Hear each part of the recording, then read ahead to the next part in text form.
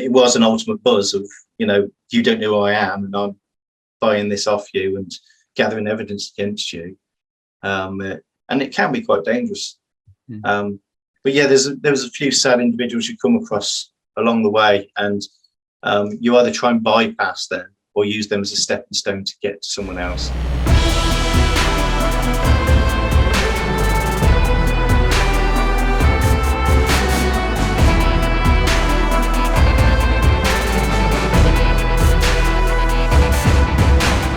People who've got to live on the streets around them, the houses getting broken into, and they can't leave anything in the garden without it getting stolen. I was a police officer and an evidence gatherer. That was my primary role. I wondered if you was going to get out of it alive, and I was thinking, why don't you just do it?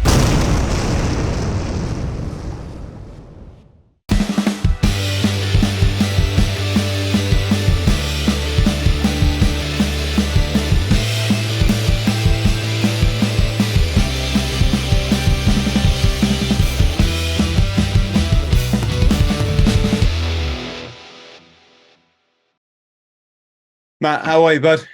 I'm all right, buddy. Thank you. Congrats on your book. Oh yeah, thank you. It's been not even a year yet, but it's out there. Yes. So we should clarify for our friends at home.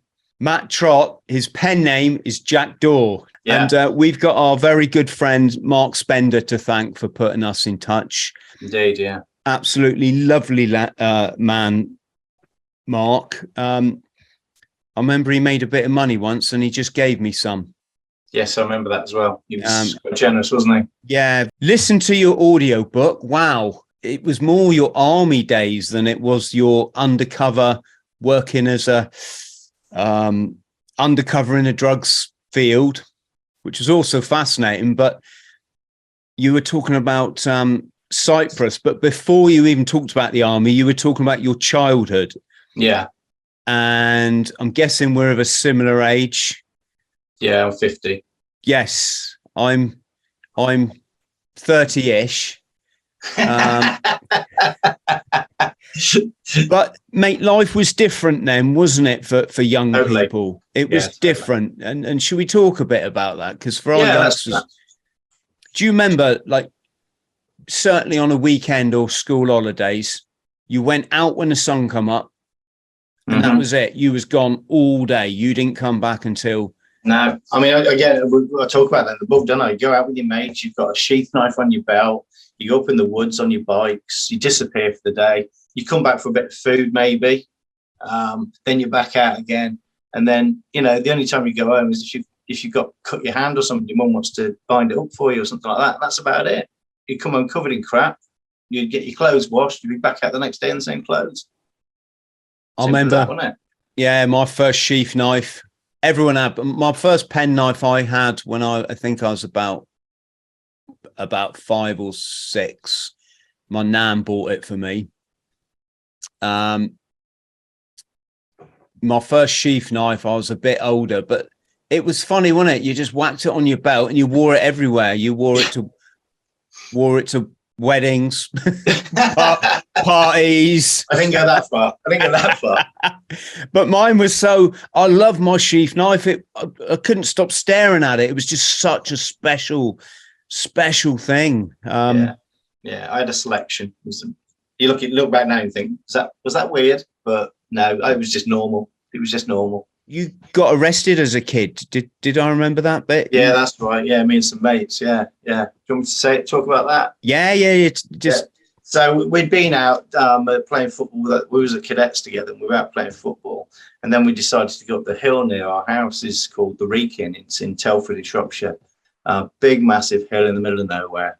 And we get there, we dump our bikes in the woods, camouflage them all up, and then we make our way up the hill. We're not meaning to get into trouble. We were just out being kids. We were teenagers, so anything that was left unattended got broken or stolen. That's basically how it used to be.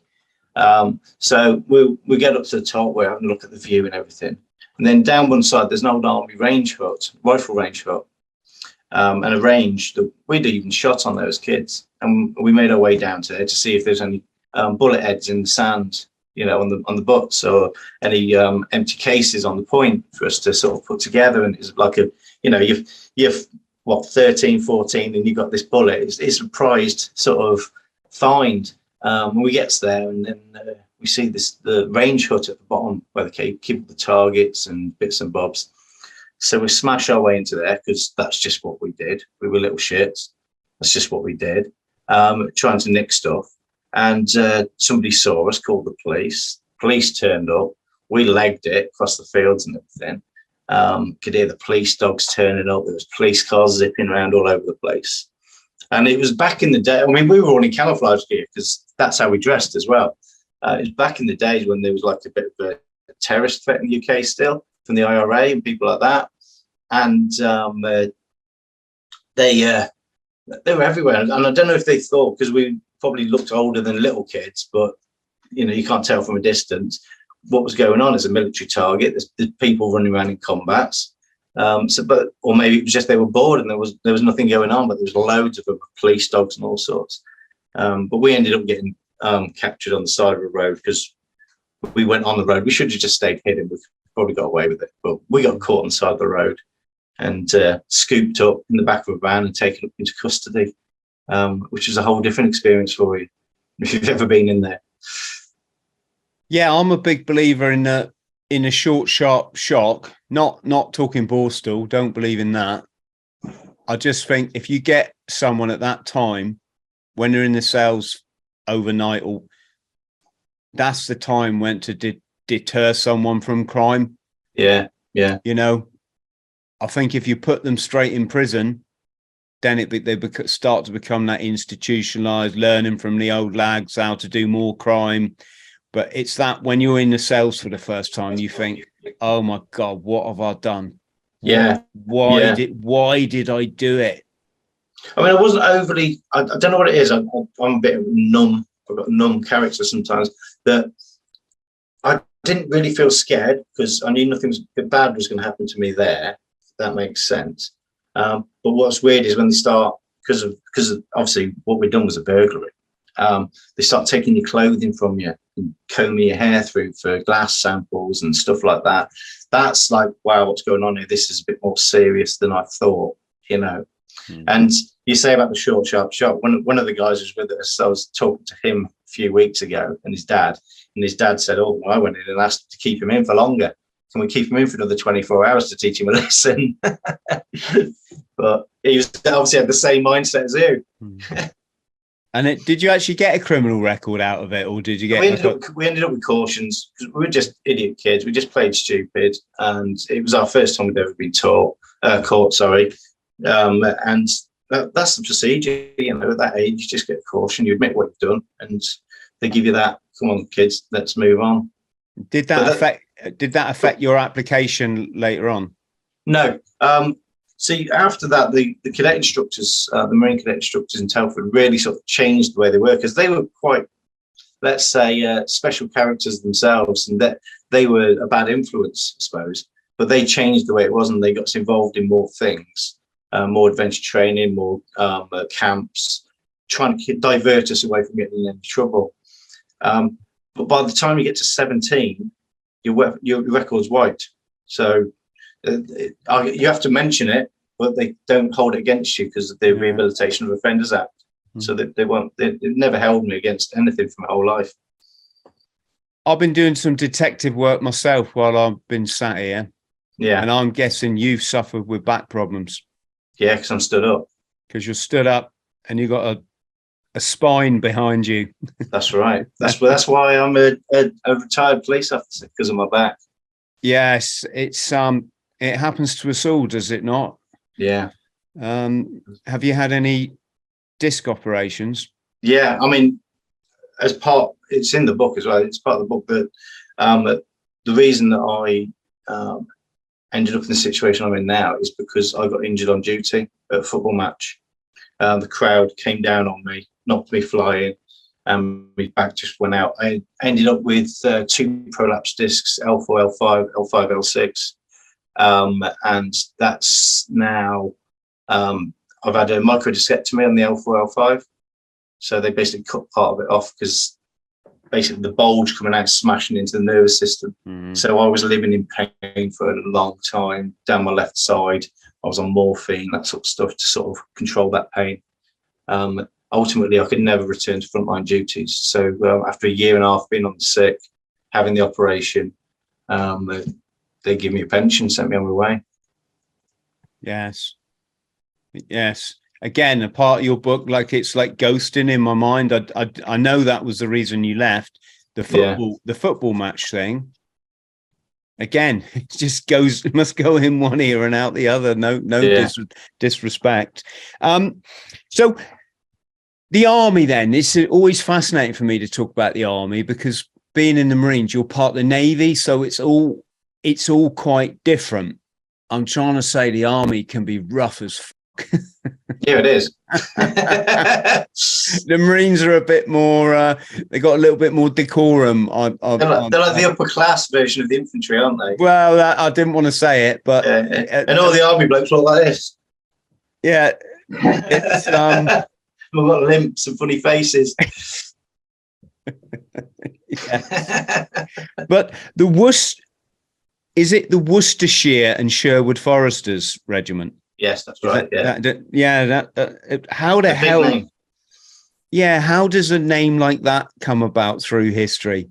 Well, obviously you had the Worcestershire Regiment, you had the Sherwood Foresters, and that's like they've been going for hundreds and hundreds of years. But then it was early 70s. I'm going to say 72 or 73. They amalgamated into county regiments. So the Worcestershire Regiment and the Sherwood Foresters came together. And involved with the Sherwood Foresters was the Derbyshire Regiment as well. So they all brought together under the Prince of Wales Division. Same as you had like the Hampshires, the Devon and Dorsets, Staffordshire's, people like that. They all came underneath that umbrella of the Prince of Wales Division. Yeah, got you. And I did an ultra marathon in Sherwood Forest. It's beautiful. It is, yeah, it's a lovely place. But you hear that name in an army regiment and it conjures up images of Robin Hood and bows and arrows. Well, I knew you was going to say that, but going back, again, long time back, I couldn't tell you the dates because I'm rubbish with regimental history. But there was Robin Hood Rifles. That was an actual regiment. And there's lots of spin-offs from that within, like cap badges with oak leaves and acorn on it and things like that. There's all sorts of spin-offs from the forest, which have been quite an influence on the names of regiments. And Matt, tell us a bit about training then. What do you do, like a communal basic training, or do you actually go to the regiment and do your training with them? So what happens is Prince of Wales Division, back in the day, the depot, like the training headquarters, was at Lichfield, Whittington Barracks, and you'd have all, I think, like I said, you'd have the Hampshires, the Staffords, the Worcester and Sherwood Foresters, Cheshires. They'd all come together, and like you said, it's all lots of different cap badges. Gloucestershire Regiment, I mean, that's one big cap badge. And all these different people would all come together, and you do your basic training there. And it'd be 22 weeks. So you initial 8 weeks, same as everyone else gets. You earn your berry, march off the square. Then you start going on to more work on the ranges, battle camps, one after the other. And just build you up until the end. And then it's pass out parade. 22 weeks, quite a long time. Yeah. Then when you get to regiment, you get another 2 weeks because they want like local training because they're like, well, we don't care what you're doing at depot. We need to make sure you're up to our standards to get a further 2 weeks beasting at regiment as well. And what's the sort of hardest exercise you do for that? And what's the sort of hardest physical test? Difficult to say, because in basic training, with the Marines, it's very different because you do your PRC and you do all them sort of things. So a lot of people turn up there very, very fit, whereas not so much with the army. So you build up your fitness throughout the first few weeks. So one of the hardest weeks might be week 3, because I remember climbing up the rope in the gym, shaking like a shitting dog, and kicking my legs out. I ended up kicking a PTI in the face. I thought I was going to get murdered. But it's things like that. But the actual hardest one, I think, was digging in on Slate Mountain in Brecon, on Senny Bridge. And that's like your first battle camp, because the weather conditions are so bad. You're covered in mud, you know, and it's freezing. It was February, I think. It was just freezing. It was horrible. Yes, no, the old British weather doesn't. No, it must be different being a US Marine or something. You train in on the Pacific coast. Yeah, or is it Paris? I don't know. I'm probably being judgmental, but you always get the impression it's everything the Yanks do is warmer. Yeah. Yeah. And Cyprus, you get posted to Cyprus. To me, that sounds like a massive drinking holiday. Am I in the right area, or was it just boring as hell? Well, the battalion had just finished 2 years in Northern Ireland, in Omagh. And so Cyprus was the next stop. And that was, it was a mixed blessing, because yes, you got hot weather, you got the hot women coming from Sweden all the time. It's just continual. Every 2 weeks, you're getting a new load of people in. And you can party all year round if you want to. But the other side of it is that young lads need discipline. Young lads need to be trained, especially military lads. You need to be, you know, constantly stimulated.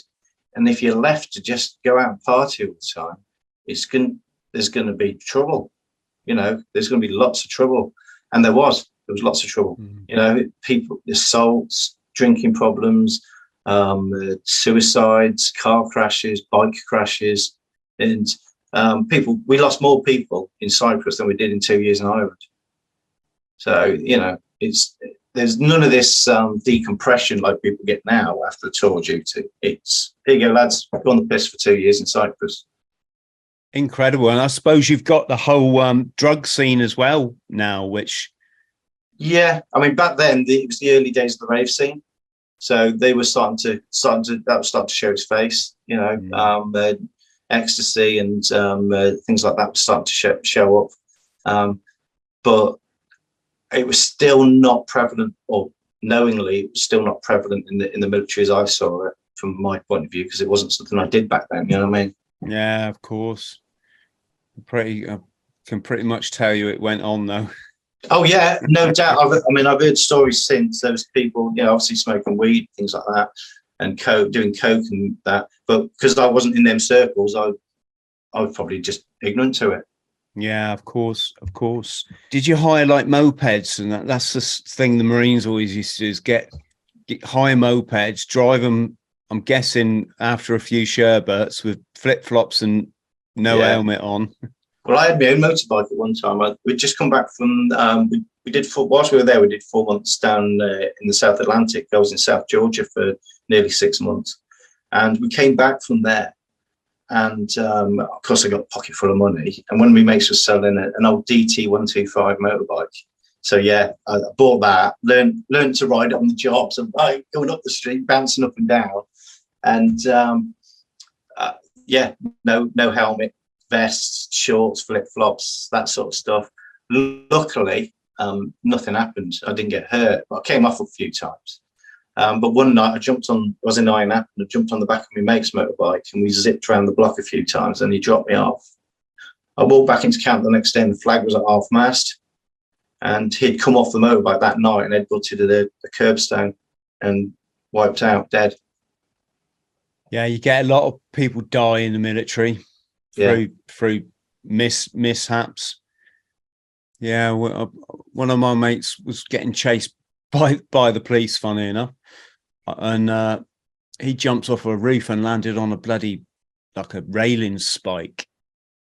We had another couple of lads with train surfing in Thailand, and the train went under a bloody tunnel and took them out. It was my mate Simo, who we served in Ireland together, or Northern Ireland. I get pulled up if we used to just say Ireland, did we not? Was it Ireland? Yeah.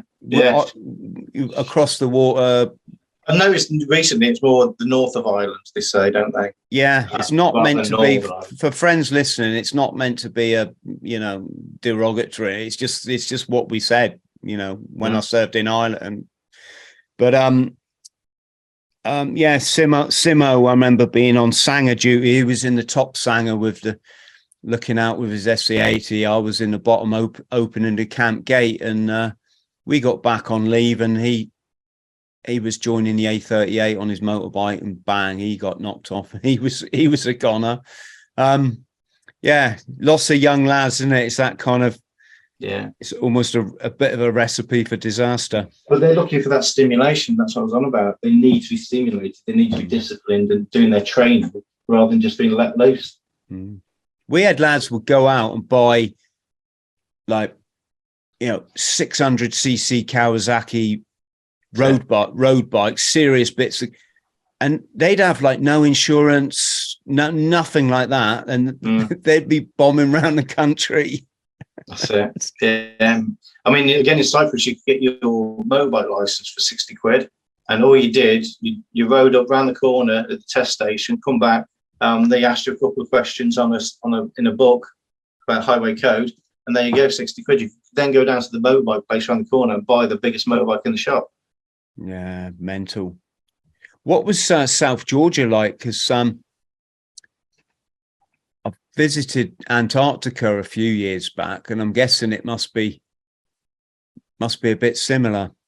Well, yeah, it's right on the cusp of you got the South Atlantic, haven't you? And then you got Antarctica. It's right on the cusp of Antarctica.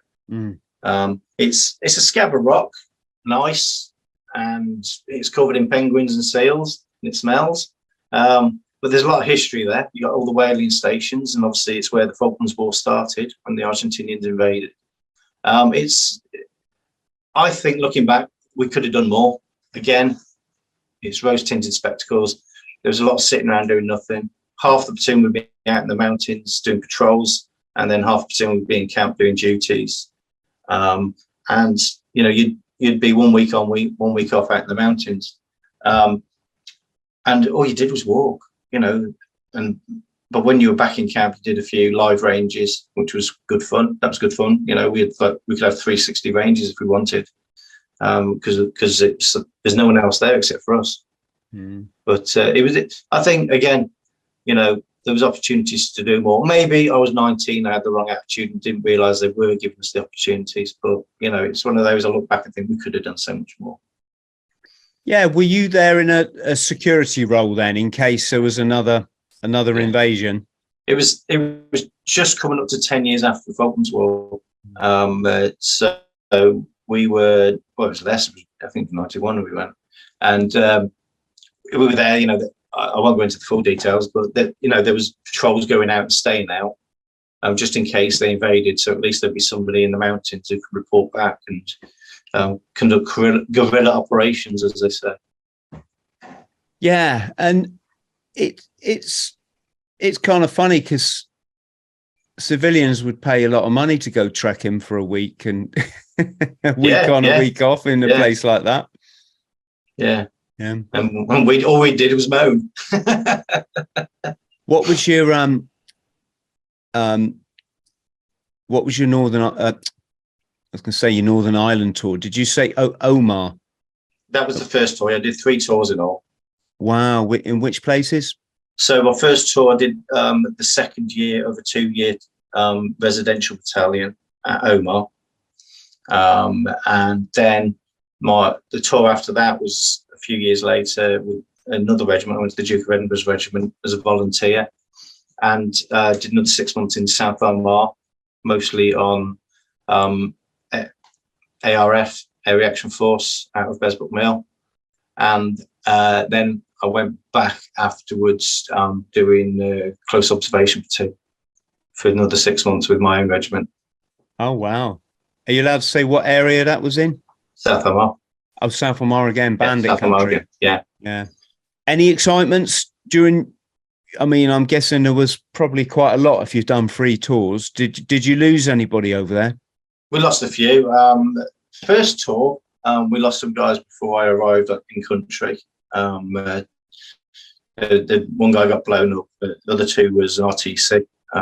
Funny enough, well, not funny, but you know what I mean. But we didn't lose that many on the first tour, as I call it, because it was my first tour. Second tour with the Duke of Edinburgh's, I recall 1. Obviously with the ARF we got called out. It was when we had the 50 caliber sniper. It was that time. Yes, so, I thought that rifle was called a Garand, but it's a Barrett. Yeah, Barrett. Yeah.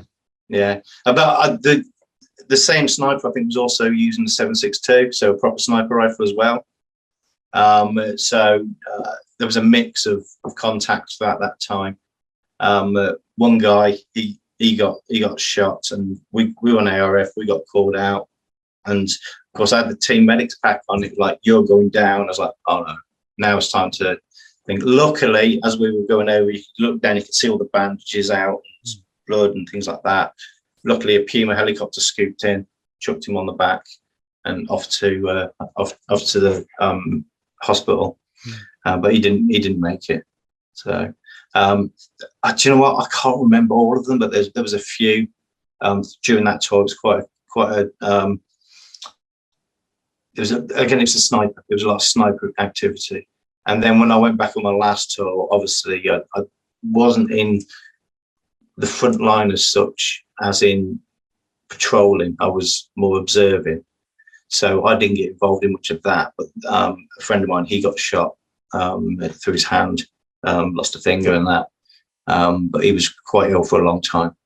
But there was a few, like I said, I can't remember them all. You kind of forget things, don't you? Don't want to go back to them times. Yeah. So Matt, were you able to, was it making the transfer to the police then? You got a lot going on there, haven't you? Because first of all, you're in Civvy Street. Yeah. So you've got that thing about you've left your comfort zone. There's a lot of issues get thrown up leaving the military. But not only that, you're joining another kind of force where people, there's a different set of parameters and a slightly different set of etiquette and rules and stuff, isn't there? And I bet coming from a military background, I bet you thought a lot of these. There's a few plonkers around here. There's a few plonkers in the military as well, to be fair, mate. Well, I mean, we know that. I just meant that. Let me put it this way. What's you thinking? In the military and in the police, I've met some of the best, nicest people I've ever met. But I've also met some of the worst people. Yes. In both scenarios. I think you get that in life, but you'd think the police would be full of jolly chaps, all nice and straight down the line. But yeah, some of them are not. Yeah. I think it's changed over the years though, because like when we were in, if there was another regiment in town, you might be down the pub and there'd be a bit of a scrap in the pub. Yeah, be a face-to-face, hands-on scrap. People get hurt, but then you go home at the end of the day and brush it off as a laugh. Yeah. Whereas now with the internet, because we didn't have that back then, you've had troops that have been to Iraq, have been to Afghan, and the way not all of them, some of the older guys are just as bad, don't get me wrong, the way they conduct themselves is almost like they're on Twitter all the time. And it's just that downpouring of vileness towards other veterans, like you say, or youngsters in training. And they obviously, sometimes you have a laugh and take the piss, but these are kids who are in training. Do you know what I mean? Let's give them a chance. Let's build them up. But I noticed it on the internet, and if I see it, I don't get involved in it. I've been in groups and I've gone, yeah, this is getting a bit much, so I just leave the group or something. It's just vile. It is vile, and I don't know if it's because it was Iraq and Afghan that sort of messed people up a bit more, and it's a form of their PTSD or something. They're downloading, but it's pretty savage. And again, we never had that back in the day. You might have a bit of rivalry, a bit of banter, and maybe a bit of fisticuffs in the pub, but not this. Yes, changing times, but it's the way of the world. These feel a bit patronizing saying youngsters, but what they have got to contend with now, and they probably think it's normal. It's a lot. All this social media, it's so damaging. It's so damaging, especially if you don't understand why people behave. A lot of people just trapped into their egos. They've basically never grown up. Yeah.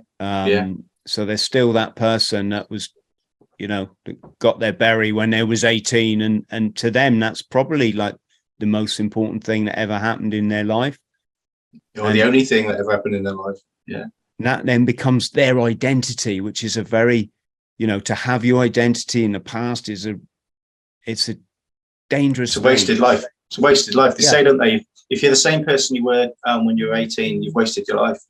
I'm yet to find my identity. It's somewhere in the future. I'm looking forward to who I'm going to become.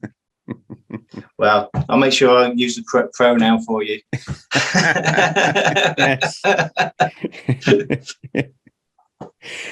Yeah, knob will do.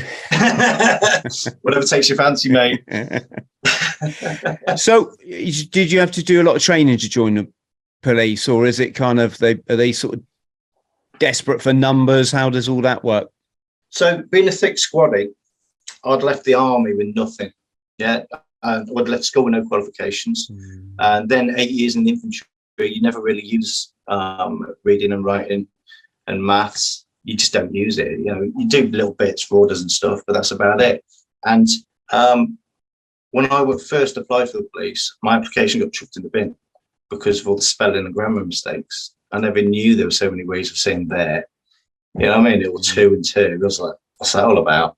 And there's a lot of people I see online are like, you know, there's a lot of people who are like that, you know, and it's just the way it is. People didn't get great educations when they were younger. And so I had to reteach myself all the English, all the maths and all that. And back then, having no qualifications didn't stop you getting in the police. You just had to do an entrance exam. So I persevered, took ownership, and worked my way through that, and did the exam and passed it. So then on to the next phase, where you have role plays, and you're assessed on how you deal with situations in a group and individually. And then it was an interview, and then you do 15 weeks training.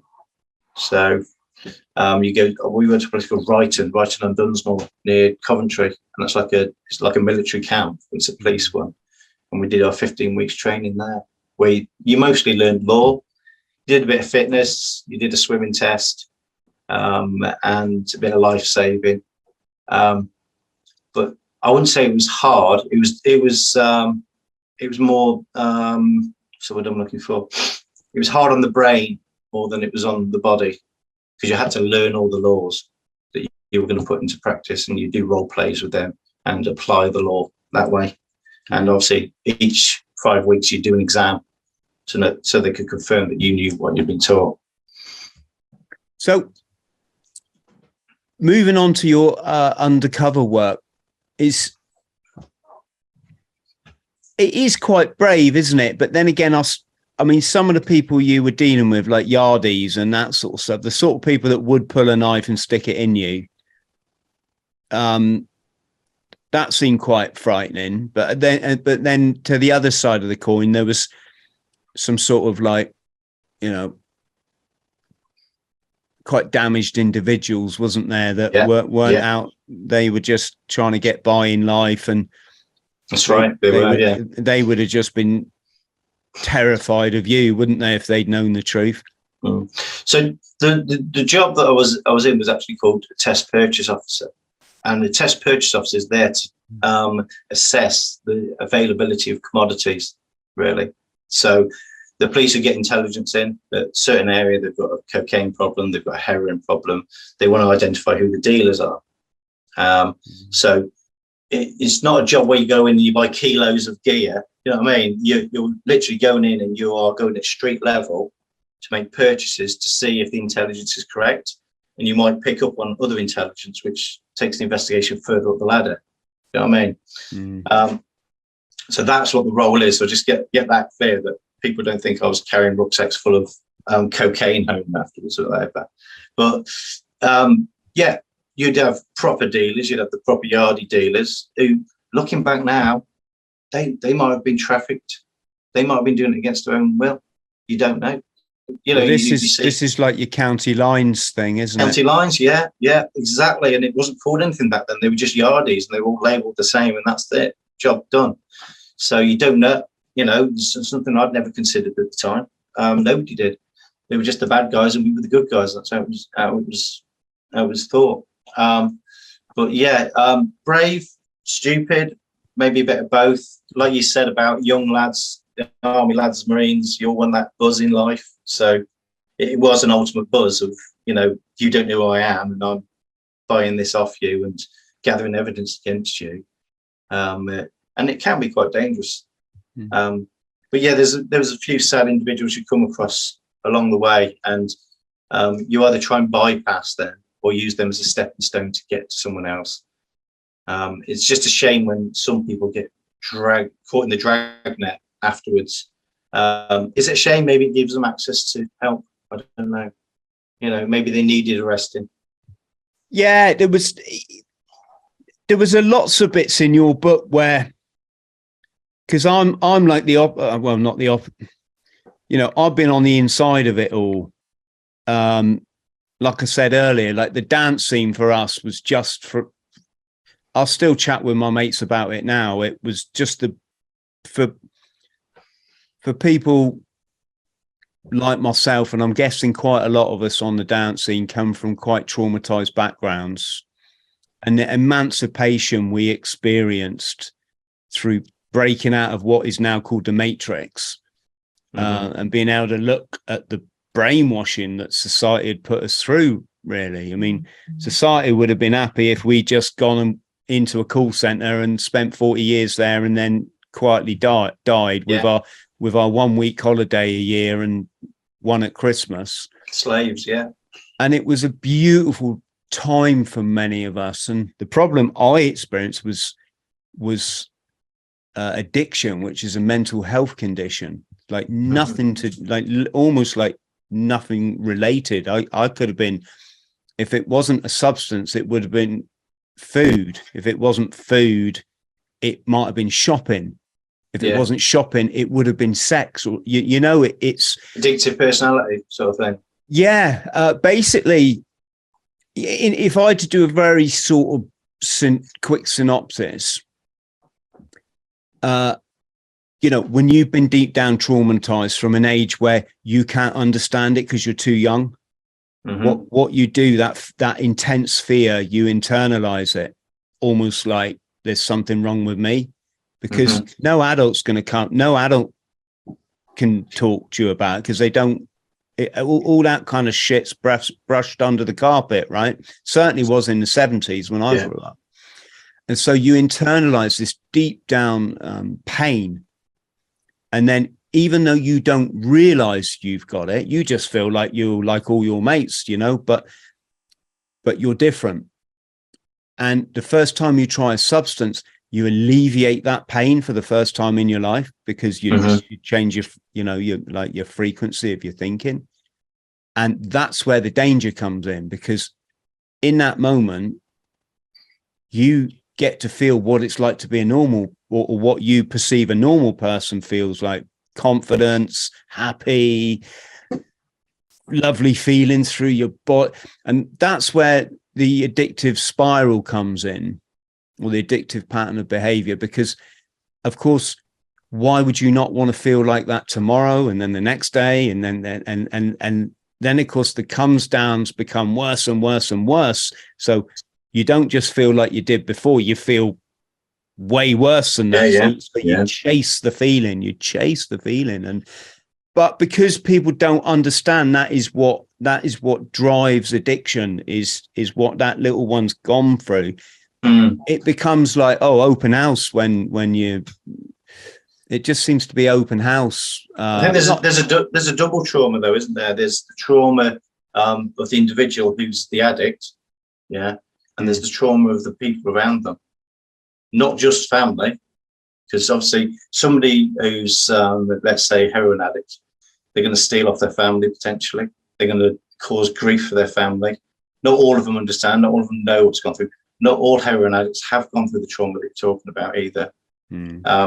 But then you've got the waves of these circles coming out from that stone dropping in the water, the community around them, people who've got to live on the streets around them, the houses are getting broken into, and they can't leave anything in the garden without it getting stolen, needles being left by the schools, things like that. That's where the negative side of it comes from. And unless we address that as a society with safe places for people to do their drugs, even legalizing drugs. I've got no problem with that whatsoever, because it's firmly in the hands of organized crime.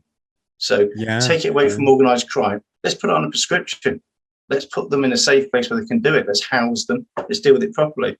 But until you do that, you are always going to get negativity around them addicts.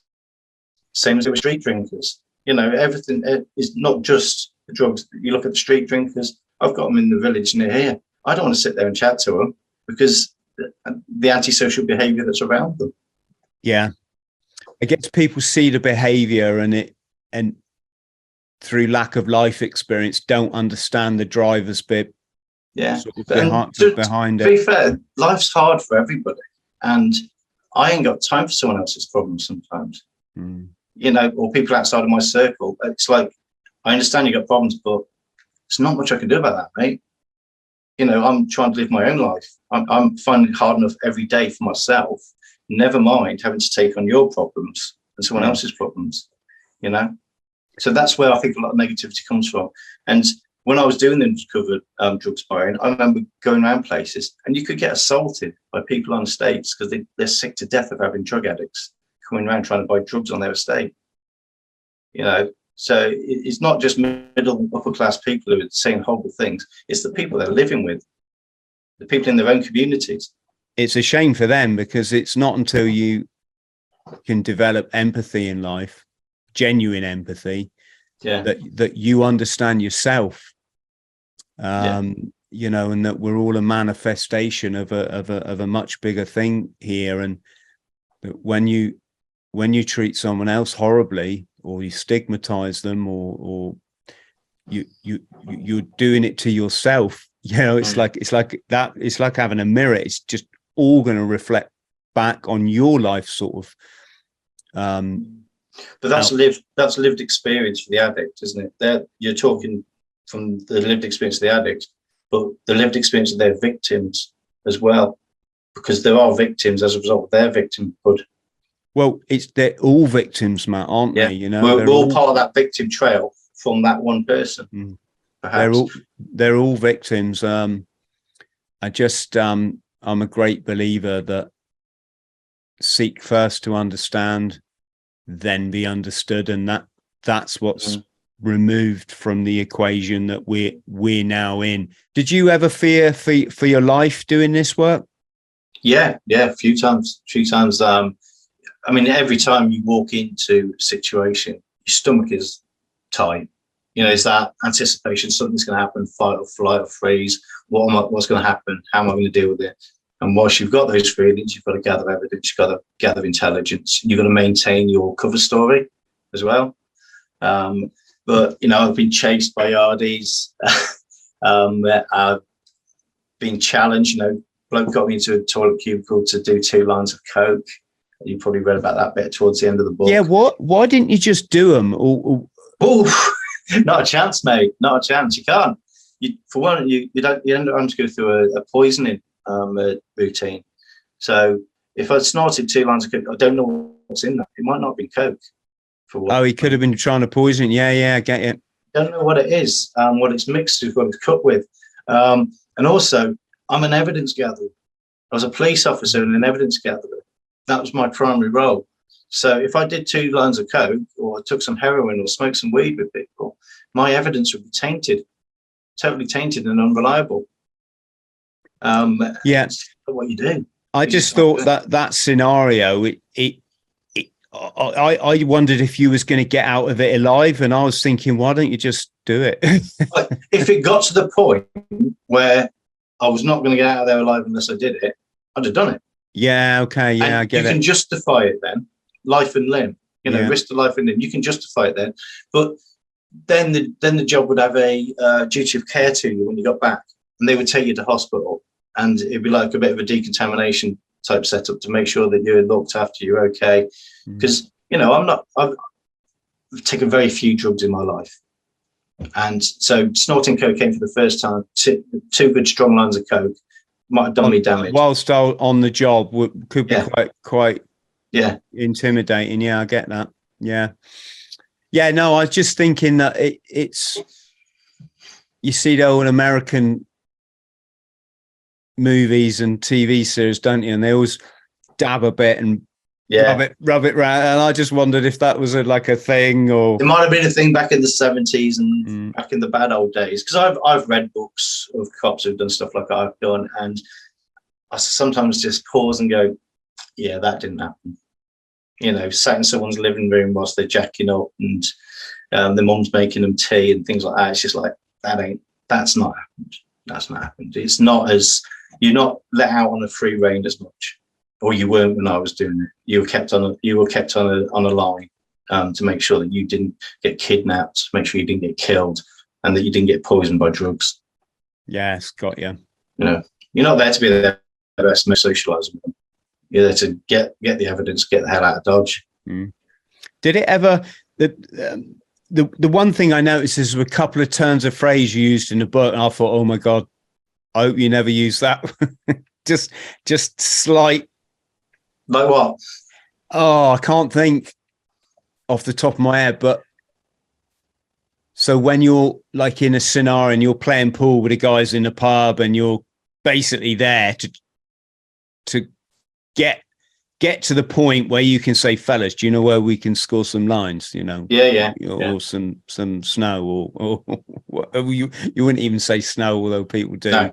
But, you know, there's just like there's just certain ways in that life that we phrase things. Yeah, I get that. And you've only got to get one wrong, and it's like, hang on, that's like no. Could I have a gram of your finest cocaine, please, sir? Yeah, something like that. Was that must have been quite I like the bit where you said pretend that you're the dealer. The agent, the police officer you're undercover with.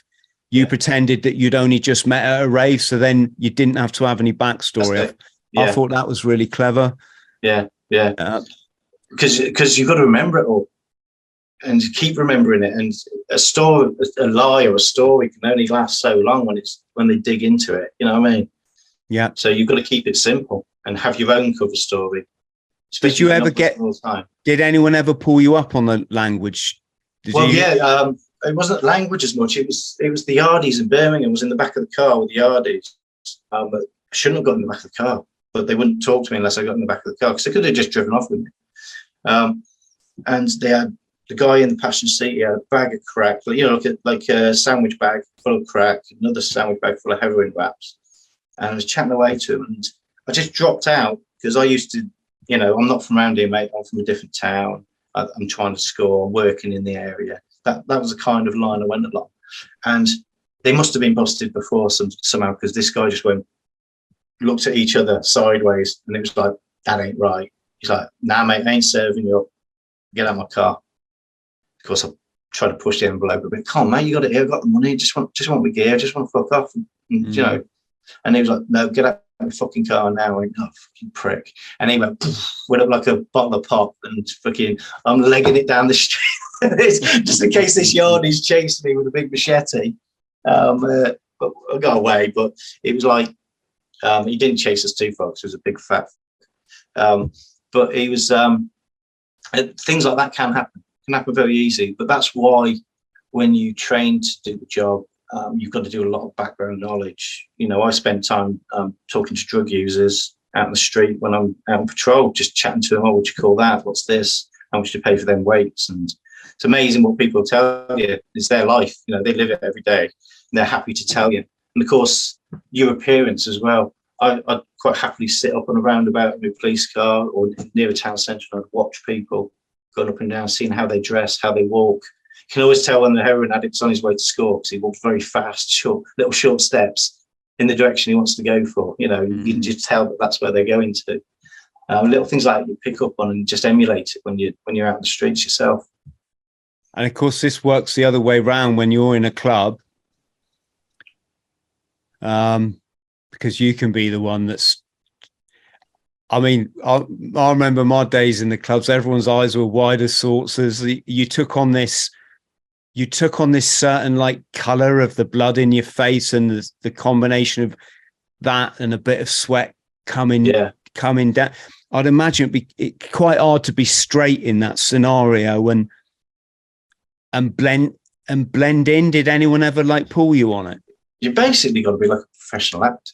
You could be an actor. You know, one of the undercover guys who was teaching us was saying, you are now becoming professional actors. You're getting paid to act.